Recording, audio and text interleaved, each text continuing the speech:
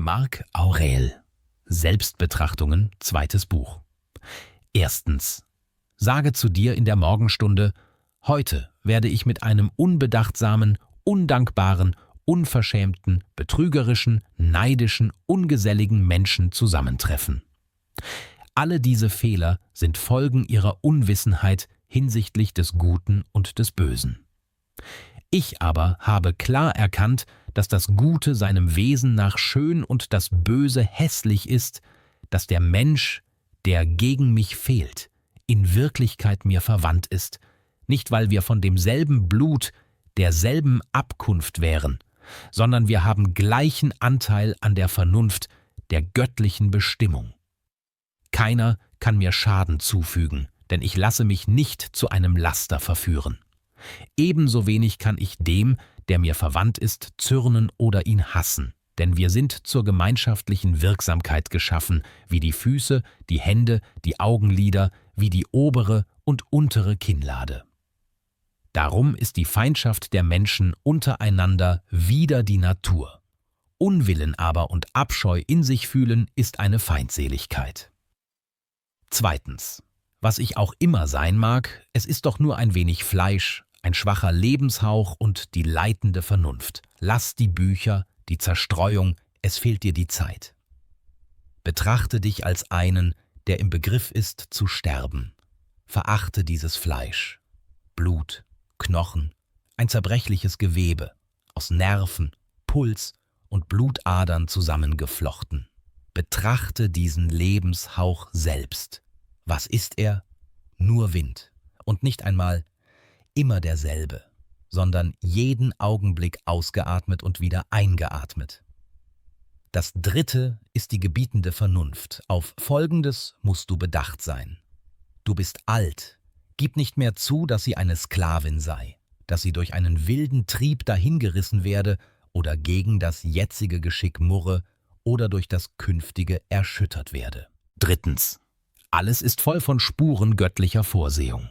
Auch die zufälligen Ereignisse sind nichts Unnatürliches, sind abhängig von dem Zusammenwirken und der Verkettung der von der Vorsehung gelenkten Ursachen. Alles geht von der Vorsehung aus. Hiermit verknüpft sich sowohl die Notwendigkeit als auch das, was zur Harmonie des Weltganzen nützlich ist, wovon du ein Teil bist. Was mit dem großen Ganzen übereinstimmt und was zur Erhaltung des Weltplanes dient, das ist für jeden Teil der Natur gut. Die Harmonie der Welt wird erhalten sowohl durch die Veränderungen der Grundstoffe als auch der daraus bestehenden Körper. Das genüge dir, das möge dir stets zur Lehre dienen. Den Bücherdurst vertreibe, damit du nicht murrend sterbest, sondern mit wahrem Seelenfrieden und dankbarem Herzen gegen die Götter. 4. Erinnere dich, seit wie lange du die Ausführung verschiebst und wie oft dir die Götter günstige Gelegenheit gegeben haben, die du unbenutzt gelassen. Du solltest es doch einmal empfinden, von welcher Welt du ein Teil bist und von welchem Herrn der Welt dein Dasein seinen Ursprung hat, dass die Zeit für dich schon abgegrenzt ist. Und wenn du sie nicht auf die Seelenheiterkeit verwendest, so schwindet sie dahin. Und du schwindest selbst dahin, und sie kehrt nie zurück. 5. Denke zu jeder Tageszeit daran, in deinen Handlungen einen festen Charakter zu zeigen, wie er einem Römer und einem Mann geziemt, einen ungekünstelten, sich nie verleugnenden Ernst, ein Herz voll Freiheits- und Gerechtigkeitsliebe. Verscheuche jeden anderen Gedanken, und das wirst du können, wenn du jede deiner Handlungen als die letzte deines Lebens betrachtest, frei von Überstürzung, ohne irgendeine Leidenschaft, die der Vernunft ihre Herrschaft entzieht, ohne Heuchelei, ohne Eigenliebe und mit Ergebung in den Willen des Schicksals. Du siehst, wie wenig zu beobachten ist, um ein friedliches, von den Göttern beglücktes Leben zu führen. Die Befolgung dieser Lehre ist ja alles, was die Götter von uns verlangen. 6. Schmähe dich, ja, schmähe dich, Seele, dich zu ehren, wirst du keine Zeit mehr haben. Unser Leben ist flüchtig, das deinige ist fast schon am Ziele. Und du hast keine Achtung vor dir, denn du suchst deine Glückseligkeit in den Seelen anderer. 7. Warum dich durch die Außendinge zerstreuen? Nimm dir Zeit, etwas Gutes zu lernen und höre auf, dich wie im Wirbelwind umhertreiben zu lassen. Hüte dich noch vor einer anderen Verirrung, denn es ist auch Torheit, sich das Leben durch zwecklose Handlungen schwer zu machen. Man muss ein Ziel haben, auf das sich alle unsere Wünsche, alle unsere Gedanken richten. 8. Es ist noch nie jemand unglücklich geworden, weil er sich nicht um das, was in der Seele eines anderen vorgeht, gekümmert hat. Aber diejenigen, die nicht mit Aufmerksamkeit den Bewegungen ihrer eigenen Seele folgen, geraten notwendig ins Unglück. 9. Halte dir immer gegenwärtig, welches die Natur des Weltalls und welches die deinige ist, welche Beziehungen diese zu jener hat und welch einen Teil von welchem Ganzen du ausmachst. Und dann, dass niemand es dir verwehren kann, dasjenige zu tun oder zu sagen, was mit der Natur, von der du selbst ein Teil bist, übereinstimmt. 10. Theophrast sagt bei der Vergleichung der Vergehungen, insofern man nach den gewöhnlichen Begriffen eine solche anstellen mag, mit Recht, dass die Übertretungen aus Begierden schwerer seien als die aus Zorn. In der Tat entfernt sich der Zornige mit einer gewissen Missstimmung, mit einem heimlichen Verdruss von der Vernunft. Aber derjenige, der aus Begierde sündigt, von der Wollust überwältigt, zeigt sozusagen in seinen Fehlern mehr Unmäßigkeit, mehr unmännliche Schwäche. Es ist daher ein richtiges Wort, würdig der Philosophie, dass aus böser Lust sündigen strafbarer sei als aus Missstimmung. Gewiss, der Zürnende stellt sich mehr als ein Mensch dar, dem vorher Unrecht geschah und der durch Schmerz zum Zorn fortgerissen wird. Der andere hingegen neigt sich aus freien Stücken zur Ungerechtigkeit, fortgerissen zur Befriedigung seiner Begierden. 11. All dein Tun und Denken sei so beschaffen, als solltest du möglicherweise im Augenblick aus diesem Leben scheiden. Aus der Mitte der Menschen zu scheiden, hat nichts Schreckliches, wenn es Götter gibt, denn sie werden dich nicht dem Unglück preisgeben. Gibt es hingegen keine Götter, oder kümmern sie sich nicht um die menschlichen Angelegenheiten, was liegt dann daran, in einer Welt ohne Götter und ohne Vorsehung zu leben? Doch es gibt Götter, und sie sorgen für die Menschen. Sie haben dem Menschen die Macht gegeben, nicht in die wirklichen Übel zu verfallen. Es gibt kein denkbares Übel, bei dem die Götter nicht vorgesorgt hätten, dass der Mensch die Macht habe, sich davor zu hüten.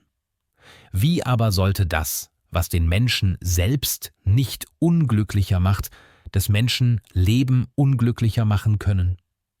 Die Allnatur hätte weder unwissentlich noch wissentlich, indem sie nämlich unfähig gewesen wäre, so etwas zu verhüten oder wieder gutzumachen, einer solchen Nachlässigkeit sich schuldig gemacht und ebenso wenig aus Unvermögen oder Ungeschicklichkeit ein so großes Versehen begangen, guten und bösen Menschen Güter und Übel in gleichem Maße ohne Unterschied zukommen zu lassen.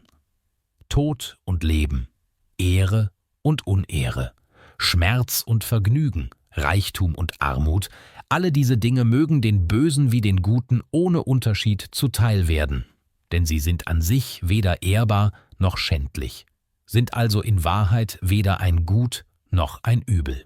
12. Wie schnell doch alles verschwindet, in der Welt die Menschen selbst, in der Zeit ihr Andenken.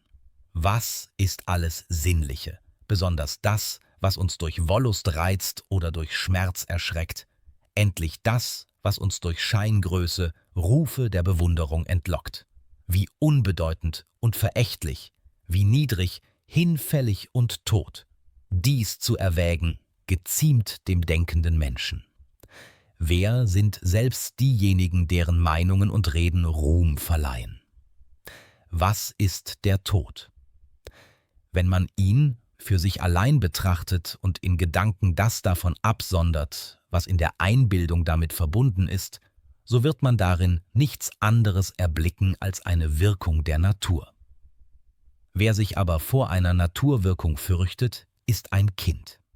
Noch mehr, der Tod ist nicht bloß eine Wirkung der Natur, sondern eine für die Natur heilsame Wirkung.